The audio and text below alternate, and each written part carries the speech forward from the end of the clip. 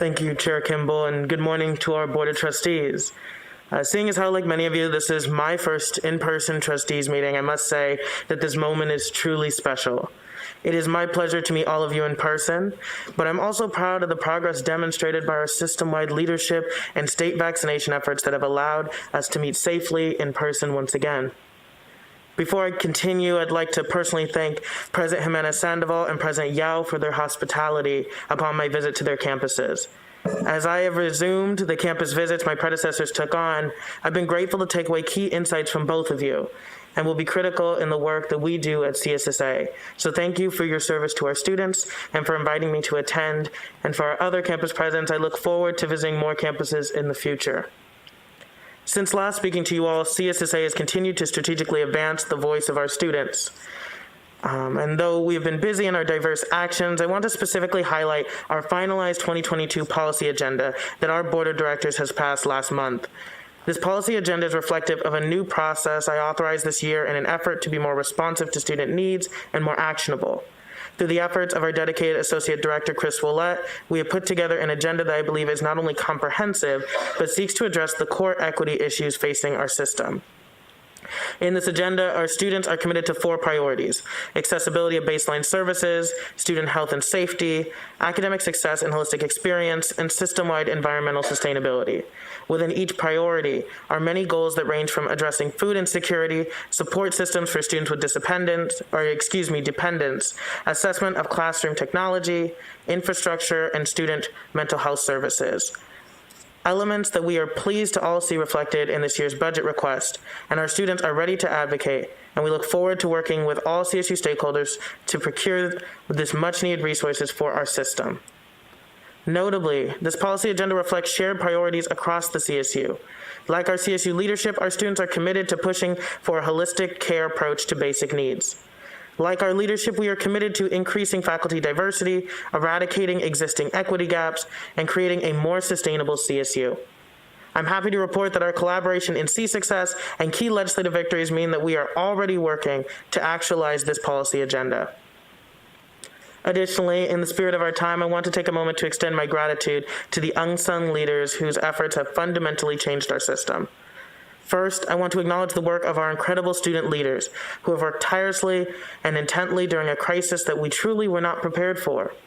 I'd like to remind this board that though surviving this crisis required all hands on deck, none of this would be possible if it were not for the proactive leadership of our students, whose efforts not only kept each other safe and our campuses safe, but also brought our students back with the support systems that they needed, all the while never missing a beat in their advocacy efforts. I also want to acknowledge and thank Chancellor Castro for working alongside CSSA to spearhead a new form of partnership.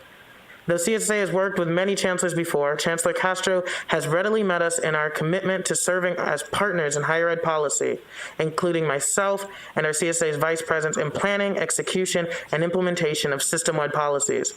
It is this proactive effort that helps model the golden rule of our system, our shared governance. It is in line with this that I feel I must share a key area of concern, though. Over the past 6 months of my term, I've been continuing to keep up with our student leaders.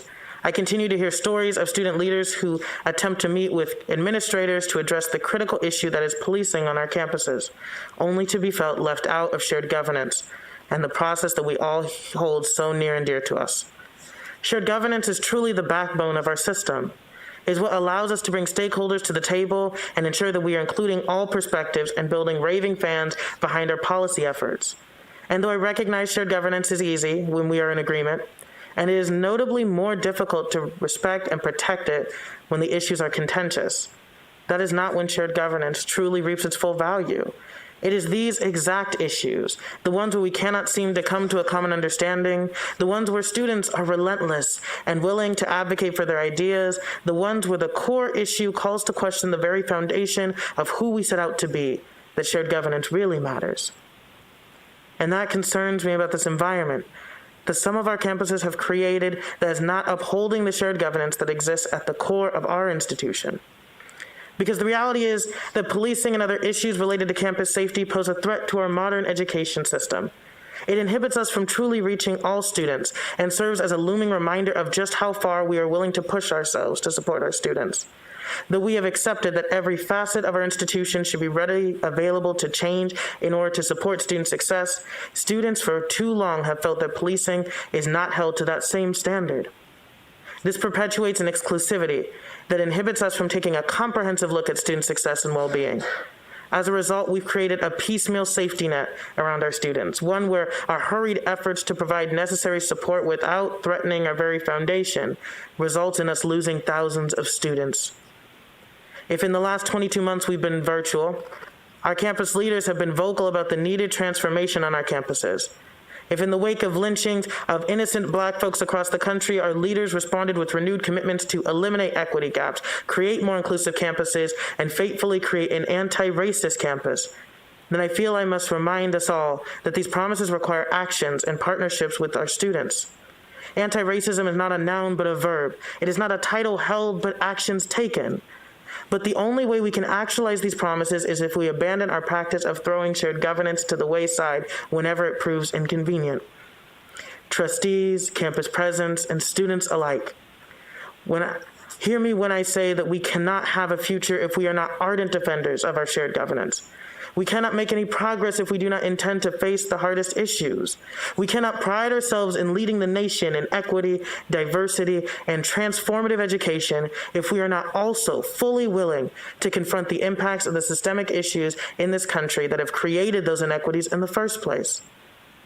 As a result, I am announcing today that under my leadership, I will be convening a campus safety work group to bring together student leaders and provide best practices on how to address policing on our campuses. It is through this that I will work with student leaders and organizers across our system to help develop and discuss campus-based strategies to address the critical issue of campus safety and propel our CSU as a leader in a truly equitable and inclusive campus environment. And though I share these comments with earnesty and respect, I also come to you as a student looking for accountability in the system that has made me. I am a proud product of the CSU, from a family that is full of proud products of the CSU. And I'm disheartened by the stories that I hear from our students, not just because it contradicts the backbone of our system, but because I know we can do better. In my tenure, I've been able to build a partnership with Chancellor Castro that has set a new standard for how students can be informed and strategic partners in policymaking. And as thankful as I am for that partnership, I wish to expand this model to all of our 23 campuses. As of right now, our student leaders have come to the table ready to work, and they have been left sitting there alone. They are ready to negotiate and create plans for the future of institutions, and many of them feel that they are not met with earnest and honest need from their campus leaders. So I urge all of our campus leaders to meet students where they are, to engage in the hardest issues that will define the future of our education system, and to help reinstill a trust in the institutions that we serve.